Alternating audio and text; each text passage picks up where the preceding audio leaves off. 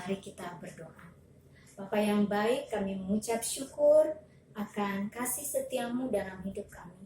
Saatnya kami akan mendengarkan firman-Mu.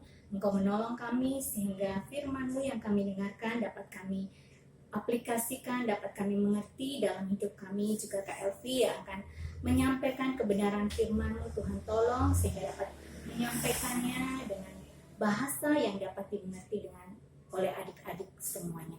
Terima kasih Tuhan, kami mengucap syukur di dalam nama Tuhan Yesus. Kami berdoa dan ucap syukur, haleluya. Amin. Nah, adik-adik, saatnya kita akan mendengarkan firman Tuhan. Kak Elvi sudah membuat ini. Nah, ini adalah gambaran hati kita. Waktu kita belum berdosa, hati kita masih putih, bersih, suci, ya.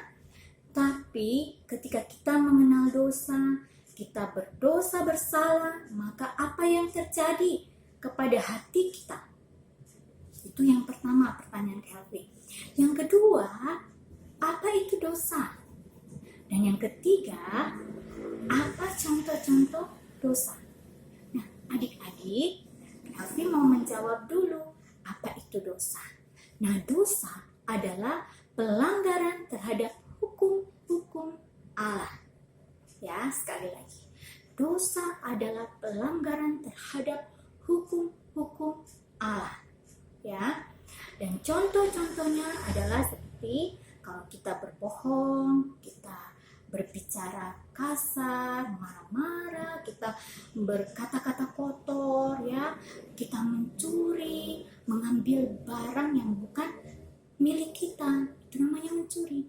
Atau kita meminjam barang teman kita lalu kita tidak mengembalikan, ya, itu namanya perbuatan yang tidak berkenan di hadapan Tuhan, itu mencuri.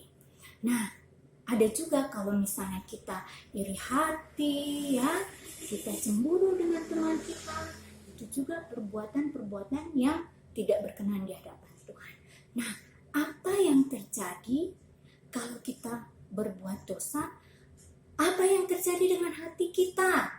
Nah, kita lihat hati kita yang awalnya putih, suci, bersih akan berubah menjadi kotor seperti ini.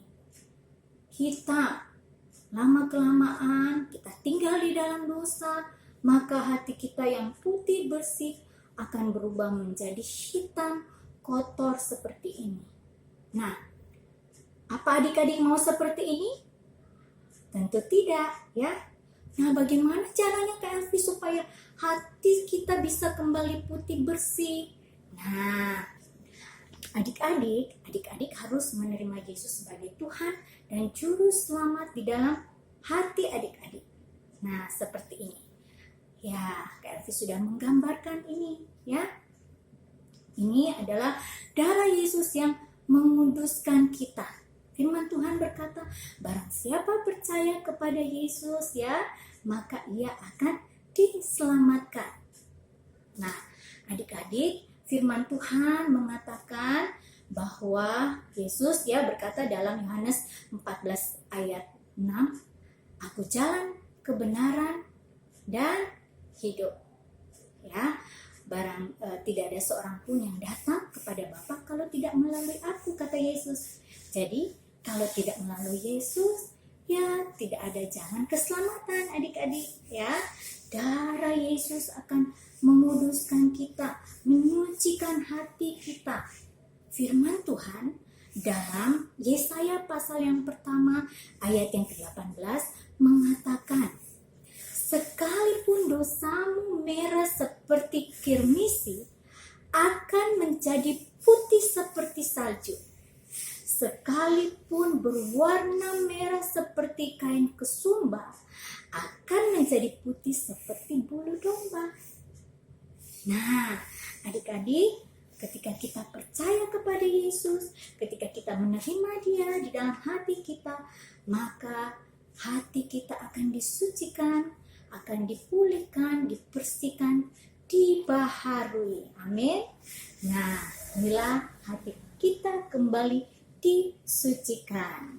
Yeay. Terima kasih Tuhan Yesus. Nah, adik-adik, mari kita akan berdoa. Adik-adik, ikut ya doa Kak Elvi. Kita terima Tuhan Yesus masuk ke dalam hati kita.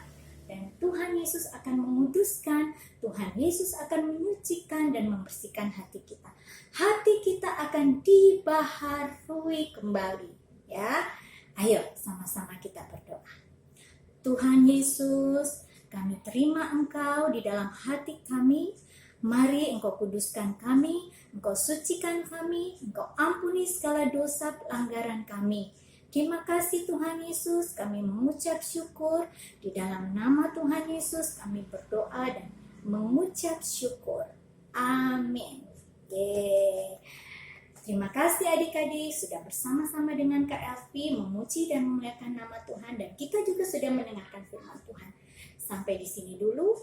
Dadah. Sampai ketemu minggu depan. Tuhan Yesus memberkati.